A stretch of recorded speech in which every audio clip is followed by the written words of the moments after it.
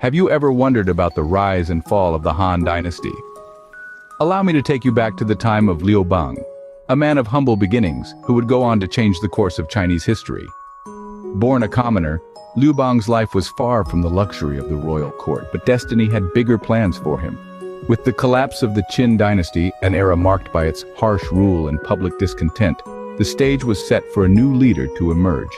This was Liu Bang's moment. Seizing the opportunity, he rallied his fellow men, leading a rebellion against the remnants of the Qin. His charisma and strategic brilliance won him the loyalty of many, and in time he overcame his rivals to claim the throne. Thus began the era of the Western Han Dynasty, led by its first emperor Liu Bang. Now let's delve into the reign of the first emperor of the Han Dynasty. Liu Bang, known as Emperor Gaozu of Han, was a ruler who understood the importance of benevolence.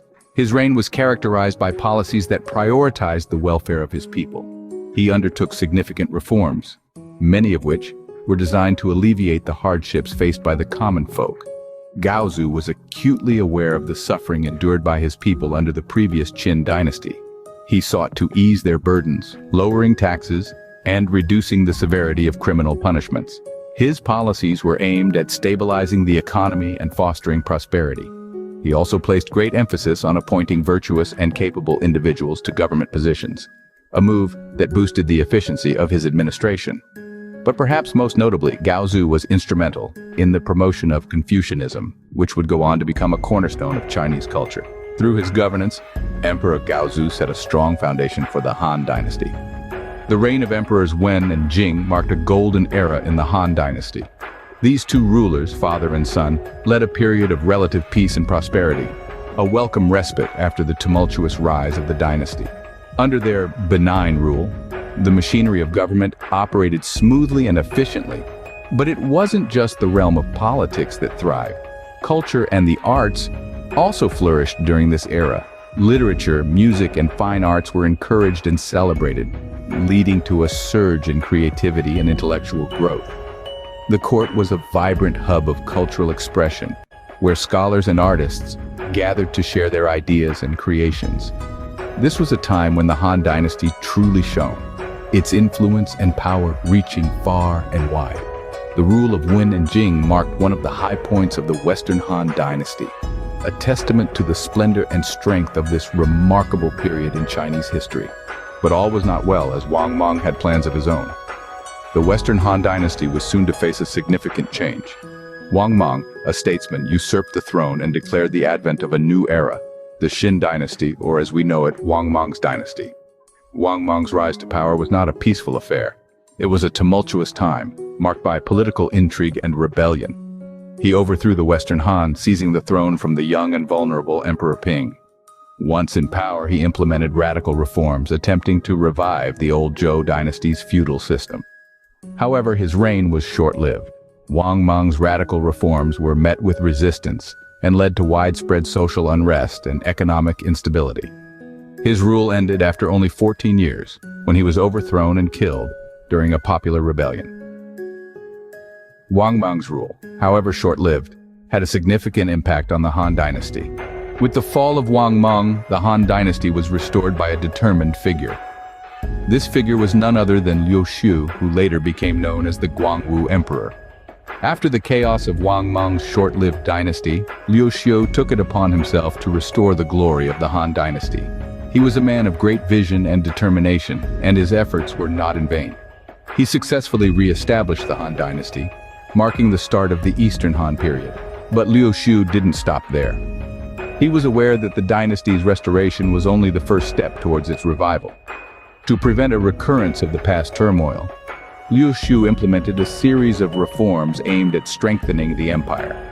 These included measures to stabilize the economy, improve administrative efficiency, and promote cultural development.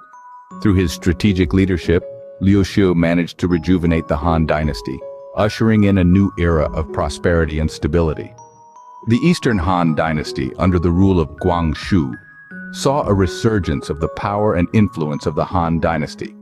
However, the Eastern Han Dynasty was not without its challenges. One of the most significant was the Yellow Turban Rebellion. This uprising, led by the Taoist healer Zhang Jue and his brothers, erupted in the year 184. The rebellion was named after the yellow turbans, or scarves the rebels wore on their heads, symbolizing their unity and faith in the earth element, which they believed would bring an end to the Han Dynasty. The rebellion spread quickly, fueled by the widespread discontent among peasants suffering from floods, famines, heavy taxation, and government corruption. Despite the Han government's efforts to quell the uprising, it lasted for a full decade, exposing the weakening state of the Han Dynasty and its inability to effectively govern and protect its people. This rebellion, though ultimately suppressed, weakened the Han Dynasty considerably, leading to increased power struggles and factionalism within the court. The Yellow Turban Rebellion marked the beginning of the end for the Han Dynasty. The fall of the Han Dynasty gave rise to one of the most famous periods in Chinese history. This era, known as the Three Kingdoms period, was marked by incessant warfare, political intrigue, and the rise of legendary figures. At the heart of this epic were three key players: Cao Cao, Liu Bei, and Sun Quan. Cao Cao, a brilliant strategist and ruthless politician, controlled the northern territories and established the kingdom of Wei. Liu Bei, a humble straw weaver who traced his lineage back to the Han, founded the kingdom of Shu in the west. Sun Quan, the youngest of the trio, ruled the kingdom of Wu in the south. Their struggles for power and dominance are immortalized in the epic romance of the Three Kingdoms. This period, though marked by chaos, was also a time of immense cultural and intellectual growth, laying the groundwork for many aspects of traditional Chinese culture. The Three Kingdoms period was a time of great upheaval and change in China. The final years of the Han Dynasty were marked by political turmoil. As the Eastern Han Dynasty waned, power struggles intensified, setting the stage for the rise of notable figures: Zhuge Liang, Sun Quan, and Cao Pi. Zhuge Liang, the ingenious strategist, played a pivotal role in the formation of the Shu kingdom, while Sun Quan, ruler of the Wu kingdom, emerged as a formidable adversary. But it was Cao Pi who seized the throne, declaring himself the emperor of the Wei kingdom and effectively ending the Han Dynasty. These political machinations did not occur in a vacuum. The decline of the Eastern Han Dynasty was precipitated by a myriad of factors, from corruption and internal strife to external threats. The resulting instability made it ripe for the picking by ambitious warlords. The end of the Han Dynasty marked the beginning of a new era in Chinese history. This period of upheaval paved the way for the Three Kingdoms era, a time of legendary heroes and epic battles. Despite its fall, the Han Dynasty left a lasting cultural legacy. This era was a golden period for literature, arts, and technology. The compilation and development of the Han Shu, the first book of 24 histories, was a groundbreaking literary achievement. This historical text, rich in detail, served as a model for subsequent official histories. Moreover, the artistic prowess of the Han Dynasty was unparalleled. Exquisite jade carvings, vibrant silk textiles, and intricate bronze ware are testament to the artistic mastery of this era. The Han Dynasty was also a time of technological advancement. The seismoscope, an instrument for detecting earthquakes, and the astronomical clock are just a few examples of the innovative spirit of the Han period. The influence of these cultural achievements has transcended generations, deeply ingrained in the fabric of Chinese society. The cultural heritage of the Han Dynasty continues to influence China to this day. The Han Dynasty, though fallen, has left an indelible mark on Chinese history. This dynasty, spanning over 4 centuries, laid the groundwork for China's cultural, political, and social identity.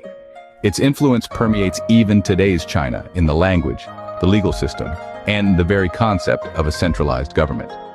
The Han Dynasty ushered in an era of prosperity and cultural development. The arts and sciences flourished, producing some of the greatest works of Chinese literature and the most significant technological advancements. The Han Dynasty also brought about a sense of national identity, with the Han Chinese becoming the dominant ethnic group in China.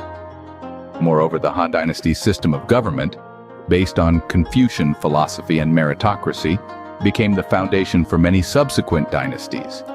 This period in history also saw the establishment of the Silk Road, promoting trade and cultural exchange that had far-reaching effects on the world. The rise and fall of the Han Dynasty is a story of power, resilience, and legacy that continues to shape China's history.